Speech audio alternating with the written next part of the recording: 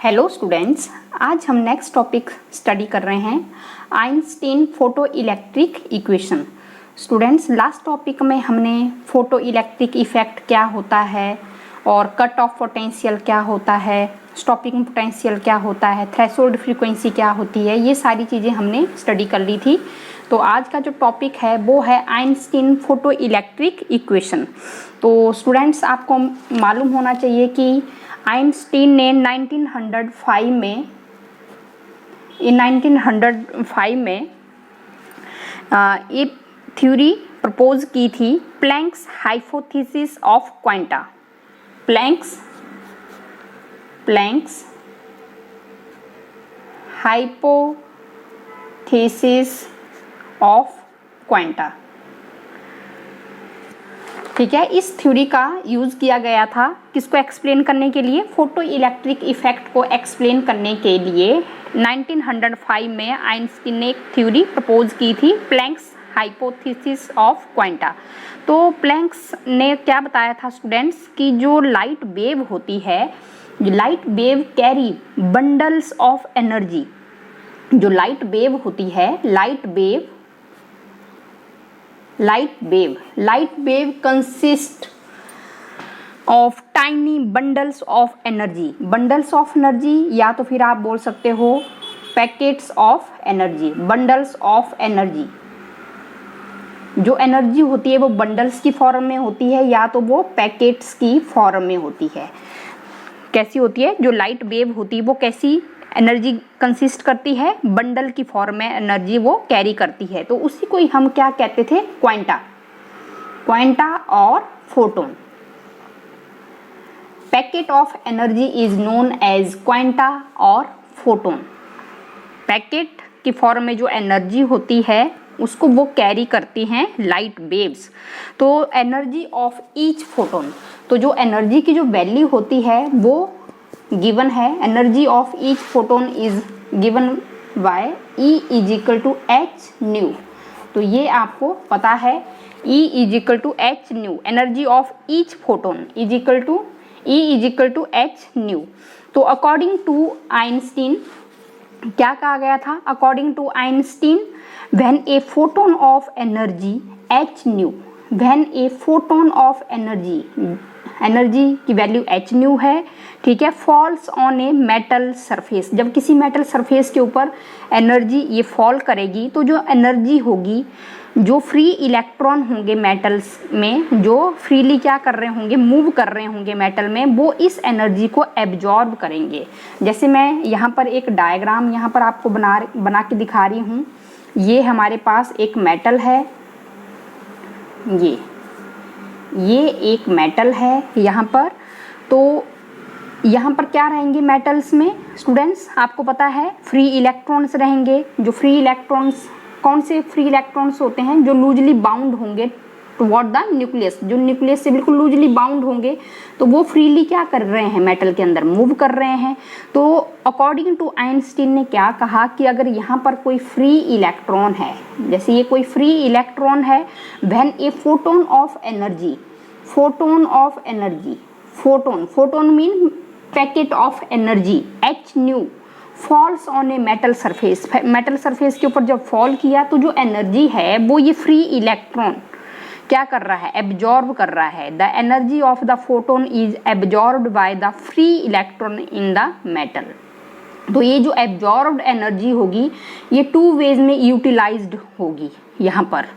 तो सबसे पहले जो एनर्जी होगी वो इलेक्ट्रॉन कैसे यूज करेगा कि कुछ E is equal to h nu, ये एनर्जी हम क्या कर रहे हैं? यहाँ पर फॉल कर रहे हैं मेटल सरफेस के ऊपर।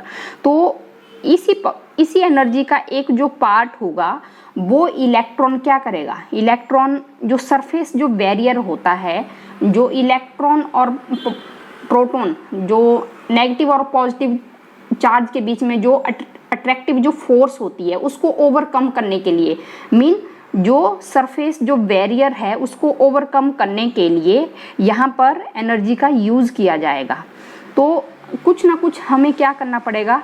एक्स्ट्रा यहाँ पर वर्क फंक्शन करना पड़ेगा। इलेक्ट्रॉन यहाँ से एमिट होना स्टार्ट होगा तो यहाँ पर पॉजिटिव चार्ज भी आ जाएगा, तो पॉजिटिव चार्ज नेगेटिव चार्ज को क्या करेगा, अट्रैक्ट करेगा, उसको मूव नहीं होने देगा यहाँ से। तो उस अट्रैक्टिव फोर्स को ओवरकम करने के लिए, उस सरफेस बैरियर को ओवरकम करने के लिए यहाँ पर हमें वर्क फंक्शन करना पड़ेगा। तो जो एनर्जी होगी वो वर्क की फॉर्म में यहाँ पर स्टोर हो जाएगी। तो यहाँ से लेकर यहाँ तक जब इलेक्ट्रॉन मूव करेगा और यहाँ पर सरफेस के ऊपर यहाँ पर जंप मारेगा तो जो एनर्जी यहाँ पर स्टोर होगी वो वर्क फंक्शन की फॉर्म में हमें वर्क यहाँ पर करना पड़ेगा। वर्क फंक्शन मीन जो मिनिमम एक्स्ट्रा एनर्जी हमें सप्लाई करनी पड़ेगी ताकि जो इलेक्ट्रॉन है वो सरफेस बैरियर को क्या करे, जो अट्रैक्टिव फोर्स होगी इलेक्ट्रॉन और प्रोटॉन के बीच में उसको कम करे, ताकि जो इलेक्ट्रॉन्स है वो यहाँ से कहाँ तक जा सके, जो सरफेस है मेटल का वहाँ तक वो पहुँच सके। तो ये जो एनर्जी होगी वो किस फॉर्म में स्टोर होगी, वर्क फंक्शन की फॉर्म में स्टोर होगी। उसको मैं फाई नॉट से मैं रिप्रेजेंट कर रही हूँ। और ये आपकी वर्क फंक्शन के फॉर्म में स्टोर होगी। तो जो रिमेनिंग जो एनर्जी होगी वो इलेक्ट्रॉन को क्या करेगी, इस एमिटेड फोटोन इलेक्ट्रॉन को क्या करेगी, मोशन देगी। तो मोशन के लिए जो मूव करेगी, तो यहाँ से ये जो इलेक्ट्रॉन है वो आउट ऑफ सरफेस मेटल कैसे मूव करेगा, विद वेलोसिटी v। अब इलेक्ट्रॉन है उसका मास भी होगा। तो ये जो रिमेनिंग जो एनर्जी होगी वो एमिटेड फोटोन किस फॉर्म में यूज करेगा, काइनेटिक एनर्जी। तो जो रिमेनिंग जो एनर्जी होगी वो किस फॉर्म में यूज हो रही है, kinetic energy of the emitted photon, क्योंकि इस इलेक्ट्रॉन का मास भी होगा और ये मूव कर रहा है। तो ये मोशन की फॉर्म विद काइनेटिक एनर्जी ये मूव कर रहा है। तो हाफ mv²। तो हमें kinetic energy of the emitted photon यहाँ पर ये हमने बताना है, ये काइनेटिक एनर्जी के फॉर्म में तो ये स्टोर होगी। तो हाफ एनर्जी वर्क फंक्शन की फॉर्म में यूज होगी और हाफ एनर्जी काइनेटिक एनर्जी के फॉर्म में क्या होगी, यूज होगी। तो according to law of conservation of energy, क्या बताया जाएगा कि जो E = h/nu, this is equation आपको पता है, E = h/nu, energy of each photon is given by this value. According to law of conservation of energy can neither be created nor can be destroyed. It can change one form to another form. तो यहाँ पर यही हो रहा है, energy of photon is given by h/nu। और जो energy थी वो हमने 2 पार्ट्स में उसको हमने क्या किया, डिवाइड किया। जो फर्स्ट पार्ट था उसमें हमने वर्क फंक्शन, यहाँ से इलेक्ट्रॉन को एमिट करने के लिए हमें मिनिमम और एनर्जी हमें सप्लाई करनी पड़ेगी। तो वो एनर्जी वर्क फंक्शन की फॉर्म में स्टोर होगी। तो वर्क फंक्शन, इलेक्ट्रॉन एमिशन में हमने पढ़ाया है कि डिफरेंट टाइप्स के एमिशंस होते हैं, कुछ फोटो इलेक्ट्रिक एमिशंस भी होते हैं, ठीक है। तो वहाँ पर हमने ये पूरा स्टडी किया हुआ है। जब आपने इलेक्ट्रॉन एमिशन आपने स्टडी किया था तो वहाँ पर हमने वर्क फंक्शन भी पढ़ा था कि जो मिनिमम अमाउंट एक्स्ट्रा एनर्जी हमें सप्लाई करनी पड़ती है ताकि जो सरफेस जो बैरियर है उसको ओवरकम करने के लिए, ताकि इलेक्ट्रॉन्स वहाँ से क्या हो सके, मूव हो सके, ठीक है, रिमूव हो सके। तो वर्क फंक्शन करना पड़ेगा हमें फाई नॉट। और यहाँ से आगे जब इलेक्ट्रॉन जाएगा सरफेस ऑफ मेटल से बाहर जब जाएगा तो वो विद काइनेटिक एनर्जी वो क्या करेगा, मूव करेगा। तो हाफ mv²। तो ये हमारे पास टोटल एनर्जी आ जाएगी हाफ mv²। वही एनर्जी ऑफ फोटोन का यूज़ हमने किया वर्क फंक्शन की फॉर्म में और काइनेटिक एनर्जी की फॉर्म में, जो एनर्जी ऑफ फोटोन। तो यहाँ पर जो इसी एनर्जी का यूज़ किया है हमने, E = h/nu, ठीक है।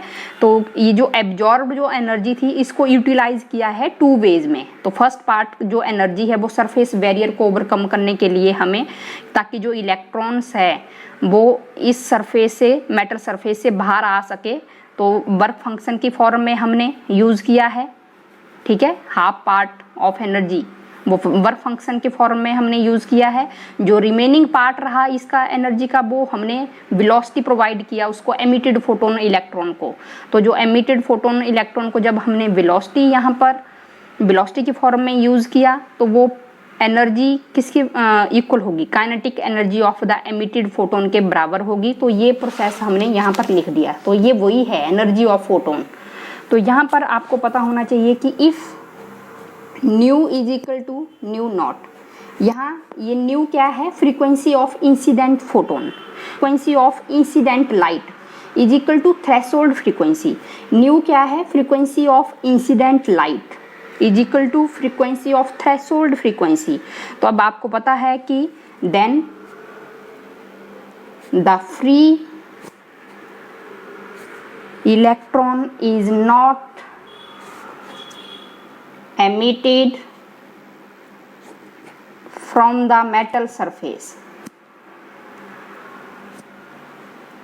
जब यहाँ पर फ्रीक्वेंसी न्यू की वैल्यू थ्रेशोल्ड फ्रीक्वेंसी के बराबर होगी, तो थ्रेशोल्ड फ्रीक्वेंसी क्या होता है स्टूडेंट्स, ये आपको पता है कि थ्रेशोल्ड फ्रीक्वेंसी मैंने आपको बताया है कि जो मिनिमम वैल्यू होती है फ्रीक्वेंसी की, ठीक है, below which photo electric emission is not possible, threshold frequency, ठीक है। फोटो इलेक्ट्रिक करंट जो डिपेंड करता है वो इंटेंसिटी ऑफ इंसिडेंट लाइट के ऊपर डिपेंड करता है, लेकिन उसकी जो फ्रीक्वेंसी होनी चाहिए वो ग्रेटर देन होनी चाहिए थ्रेशोल्ड फ्रीक्वेंसी के।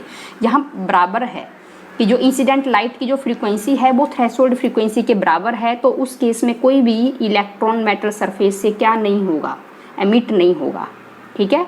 तो ज़्यादा होनी चाहिए थी फ्रीक्वेंसी, ज़्यादा होनी चाहिए थ्रेशोल्ड फ्रीक्वेंसी से, तभी फोटो इलेक्ट्रिक एमिशन हो सकता है। यहाँ पर तो इक्वल है, इक्वल होगी तब भी नहीं होगा फोटो इलेक्ट्रिक एमिशन, अगर कम होगी तब भी नहीं होगा, अगर थ्रेशोल्ड फ्रीक्वेंसी से कम होगी यहाँ पर इंसिडेंट लाइट की फ्रीक्वेंसी तब भी कोई फोटो इलेक्ट्रिक एमिशन नहीं होगा, अगर इक्वल है तब भी नहीं होगा।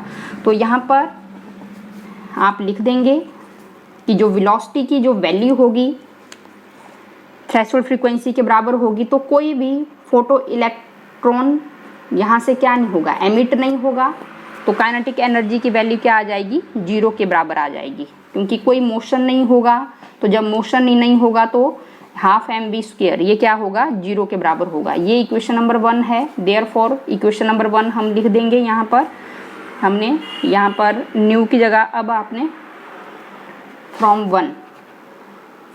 One nu is equal to nu naught put करेंगे, पुट इन 1, तो h nu naught is equal to phi naught, क्योंकि ये हाफ mv² क्या हो गया है, 0 हो गया है। तो ये इक्वेशन नंबर 2 आ गई हमारे पास, फाई नॉट, ये second equation. Put in 1 h nu था, phi not plus half mv², तो एच न्यू फाई नॉट की जगह हम क्या लिख देंगे, h nu naught plus half mv², और यहाँ पर h nu minus h nu naught is equal to half mv²। तो ये हमारे पास आ रही है half mv² is equal to h common ले लेंगे, न्यू माइनस न्यू नॉट। तो ये जो इक्वेशन है स्टूडेंट्स, ये हमारे पास कैसी इक्वेशन है, ये है Einstein photo electric equation, Einstein photo electric equation. तो यहाँ से आपको पता लग रहा है कि जो एनर्जी है वो पैकेट की फॉर्म में ही यहाँ पर मेटल सरफेस के ऊपर इंसिडेंट हो रही है, तो जब भी इंसिडेंट होगी तो आपने ध्यान रखना है कि जो फ्रीक्वेंसी होगी इंसिडेंट लाइट की वो थ्रेशोल्ड फ्रीक्वेंसी से क्या होनी चाहिए, ज़्यादा होनी चाहिए, तभी फोटो इलेक्ट्रिक एमिशन पॉसिबल है। अगर कम होगी या इक्वल होगी तब कोई भी इलेक्ट्रॉन्स मेटल सरफेस से क्या नहीं होगा, एमिट नहीं होगा। तो थ्रेशोल्ड फ्रीक्वेंसी मैंने आपको बता दिया था कि एक मिनिमम फ्रीक्वेंसी होती है, ठीक है, मिनिमम फ्रीक्वेंसी होती है इंसिडेंट लाइट बिलो विच अगर उससे कम होगी वैल्यू तो photo electric emission is not possible. तो थ्रेशोल्ड फ्रीक्वेंसी, उसी को आप कट ऑफ फ्रीक्वेंसी भी कहते हैं, उसको नाम न्यू नॉट से हम रिप्रेजेंट करते थे। तो यहाँ पर हमने ये जो लाइट है वो फोटोन की फॉर्म में यहाँ पर इंसिडेंट की है, तो जो फ्री इलेक्ट्रॉन होगा वो एनर्जी को एब्जॉर्ब करेगा। अब इसी एनर्जी को यूटिलाइज किया गया है 2 वेज में, क्योंकि आपको पता है जब यहाँ से इलेक्ट्रॉन यहाँ से एमिट होगा तो यहाँ पर प्रोटॉन भी होगा, वो प्रोटॉन क्या करेगा, पॉजिटिव चार्ज जो यहाँ पर क्रिएट होगा वो नेगेटिव चार्ज को अट्रैक्ट करेगा, तो अट्रैक्टिव फोर्स रहेगी नेगेटिव और पॉजिटिव चार्ज के बीच में, तो वो इलेक्ट्रॉन को यहाँ से इजीली क्या नहीं करने देगा, मूव नहीं करने देगा, from out of surface metal से बाहर नहीं जाने देगा। तो यहाँ पर ये जो एनर्जी है E=h², इसी को ही हमने वर्क की फॉर्म में हमें यूज़ करना पड़ा। ये जो एब्जॉर्ब्ड जो एनर्जी होगी इसी को यूटिलाइज किया गया है, वर्क फंक्शन हमें करना पड़ा यहाँ पर कि जो सरफेस जो बैरियर है उसको ओवरकम करने के लिए, कम करने के लिए, तो वो वर्क की फॉर्म में यहाँ पर वो एनर्जी स्टोर हो रही है और वर्क फंक्शन को हमने φ0 से रिप्रेजेंट किया है। जब इलेक्ट्रॉन यहाँ से यहाँ पहुँच गया, सरफेस के ऊपर पहुँच गया है, तो जो रिमेनिंग जो एनर्जी होगी वो क्या करेगी, वेलोसिटी देगी इसको, एमिटेड फोटो इलेक्ट्रॉन को, जो सरफेस ऑफ मेटल से जो इलेक्ट्रॉन यहाँ से एमिट हुआ है उसको वो वेलोसिटी प्रोवाइड करेगी ताकि वो आगे मूव हो जाए, सरफेस ऑफ मेटल से वो यहाँ से रिमूव हो जाए। तो वो जो एनर्जी होगी वो काइनेटिक एनर्जी की फॉर्म में स्टोर होगी, यहाँ पर काइनेटिक एनर्जी की फॉर्म में हम यूज़ करेंगे। तो काइनेटिक एनर्जी को ½mv² से आप रिप्रेजेंट करते हैं, और जब काइनेटिक एनर्जी तो ये हमारे पास वही आ जाएगा according to law of conservation of energy E=h²। अब इसी एनर्जी को हमने 2 पार्ट्स में यूटिलाइज किया था। तो कंडीशन यही है कि अगर frequency of incident light = threshold frequency के बराबर होगा तो कोई फोटो इलेक्ट्रॉन एमिट नहीं होगा सरफेस ऑफ मेटल से, तो यहाँ पर काइनेटिक एनर्जी की वैल्यू 0 हो जाएगी, कोई मोशन ही नहीं होगा, तो काइनेटिक एनर्जी क्या हो जाएगी, 0 हो जाएगी। तो यहाँ पर फिर आपने वैल्यू न्यू की जगह आपने μ0 पुट कर देना है, तो φ0 की जगह h²0, और इसको आपने इक्वेशन नंबर 1 में पुट करना है। तो ये हमारे पास क्या रहेगा students, Einstein photo electric equation रहेगी। ओके।